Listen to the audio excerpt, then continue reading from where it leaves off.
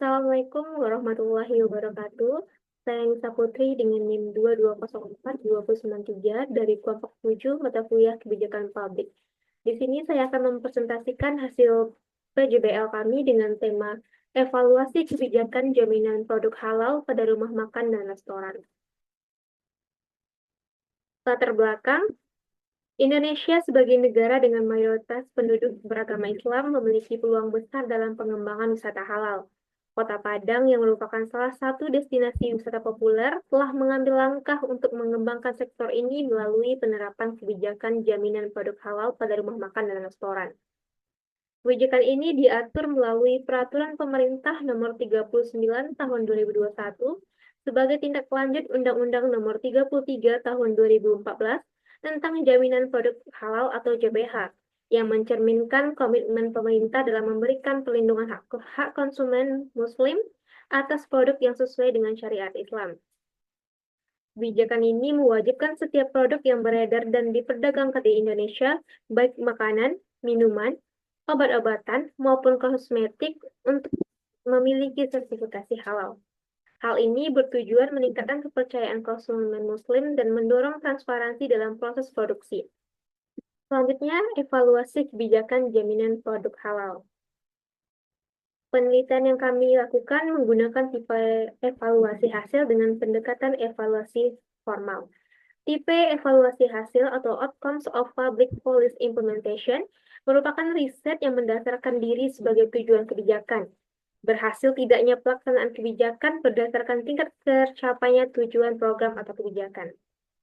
Adapun tipe evaluasi yang kami gunakan dalam mengevaluasi kebijakan ini adalah tipe evaluasi hasil dengan menggunakan pendekatan evaluasi formal, yang mana evaluasi formal adalah evaluasi dengan metode deskriptif untuk memperoleh informasi yang dapat dipercaya guna mengevaluasi output kebijakan berdasarkan tujuan yang telah dipublikasikan secara formal oleh pembuat kebijakan seperti dokumen undang-undang.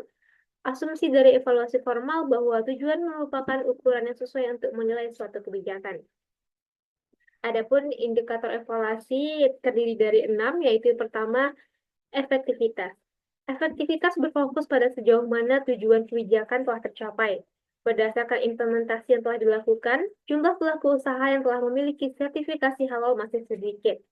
Hambatan seperti kurangnya kesadaran pelaku usaha rumah makan terhadap pentingnya sertifikasi halal dan resistensi terhadap regulasi menjadi penghalang utama dalam mencapai efektivitas maksimal. Selanjutnya, efisiensi. Efisiensi mengukur sejauh mana sumber daya yang tersedia digunakan secara optimal untuk mencapai tujuan. Dalam pelaksanaan kebijakan sertifikasi halal, keterbatasan staf dan infrastruktur mengakibatkan tingginya biaya waktu dan tenaga kerja untuk memenuhi kebutuhan pelaku usaha. Yang ketiga, adanya kecukupan. Kecukupan mengacu pada seberapa jauh kebijakan mampu menyelesaikan masalah inti yang dihadapi.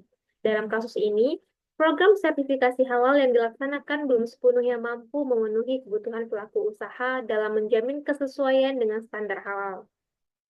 Banyak pelaku usaha merasa terbebani dengan proses administrasi yang kompleks. Untuk meningkatkan kecukupan, penting untuk menyederhanakan regulasi dan meningkatkan bantuan kepada usaha kecil dan menengah. Selanjutnya, pemerataan.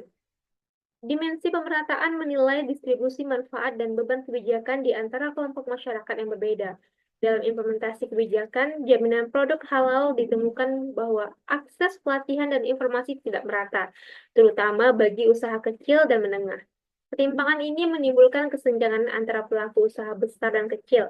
Oleh karena itu, pemerataan harus menjadi prioritas melalui pengembangan strategi yang inklusif. Yang kelima, responsivitas. Dan responsivitas mengevaluasi sejauh mana kebijakan memenuhi kebutuhan dan preferensi kelompok sasaran. Pelaksanaan kebijakan sertifikasi halal menunjukkan bahwa kebutuhan pelaku usaha kecil sering terabaikan, terutama dalam hal dukungan teknis dan finansial. Responsivitas dapat ditingkatkan dengan melibatkan pelaku usaha dalam perumusan kebijakan, sehingga kebijakan yang dihasilkan lebih relevan dan dapat diterima. Yang terakhir yaitu ketetapan. Ketetapan menilai apakah tujuan kebijakan benar-benar relevan dan bermanfaat bagi masyarakat. Pada kasus ini, kebijakan sertifikasi halal bertujuan meningkatkan daya tarik wisata halal dan keamanan konsumen. Meski demikian, implementasinya tidak optimal mengurangi manfaat yang nyata dirasakan oleh masyarakat. Oleh karena itu, keberlanjutan manfaat kebijakan ini memerlukan peningkatan kualitas program pelaksanaan dan evaluasi berkala. Adapun pencapaian tujuan dari efektivitas kebijakannya ini yaitu jumlah pelaku usaha yang telah memiliki sertifikasi halal masih sedikit, dengan hambatan utama seperti kurangnya kesadaran dan resistensi terhadap regulasi. Adapun pengukuran dampak dari efektivitas kebijakan ini yaitu evaluasi efektivitas memerlukan pengukuran langsung terhadap dampak dan keluaran kebijakan terhadap kelompok sasaran. Adapun dampak implementasi kebijakan ini bagi pelaku usaha, dengan adanya sertifikasi halal, pelaku usaha dapat memberikan jaminan kepada konsumen, khususnya yang beragama Islam, bahwa produk yang dijual telah sesuai dengan syariat Islam. Keberadaan logo halal tidak hanya meningkatkan kepercayaan konsumen, tetapi juga berpotensi meningkatkan jumlah pengunjung dan omset, karena konsumen merasa lebih nyaman dan yakin terhadap produk yang dikonsumsi. Kemudian dampak implementasi kebijakan ini bagi masyarakat, yaitu dengan adanya sertifikasi halal di rumah makan memberikan dampak positif yang signifikan bagi masyarakat. Yang pertama, sertifikasi ini memberikan rasa aman dan nyaman bagi konsumen Muslim karena memastikan bahwa makanan yang disajikan sesuai dengan syariat Islam. Hal ini meningkatkan kepercayaan masyarakat terhadap rumah makan yang telah tersertifikasi tersebut. Yang kedua, sertifikasi halal juga mendukung gaya hidup sehat karena proses sertifikasi mencakup pemeriksaan bahan dan pengolahan makanan yang higienis. Adapun hambatan dari evaluasi kebijakan ini, yang pertama kurangnya kesadaran, di mana banyak pelaku usaha belum sepenuhnya memahami pentingnya sertifikasi halal, yang mana hal ini berujung pada rendahnya minat mereka untuk mengikuti program sosialisasi dan pelatihan yang disediakan. Menurut pelaku usaha di Kota Padang yang mayoritas penduduknya beragama Islam, tidak ada kebutuhan mendesak untuk memperoleh sertifikasi halal bagi rumah makan atau restoran. Karena secara umum konsumen Muslim sudah merasa yakin bahwa makanan yang disajikan telah sesuai dengan prinsip-prinsip halal. Yang kedua, resistensi terhadap perubahan.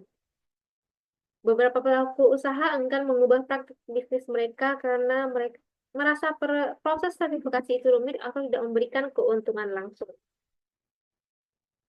Resistensi terhadap perubahan juga menjadi hambatan di mana beberapa pelaku usaha enggan mengubah praktik bisnis mereka karena merasa proses sertifikasi itu rumit, memakan waktu, atau tidak memberikan keuntungan langsung. Beberapa juga menganggap bahwa biaya yang dikeluarkan untuk memperoleh sertifikasi halal cukup besar, sehingga mereka merasa tidak ada urgensinya.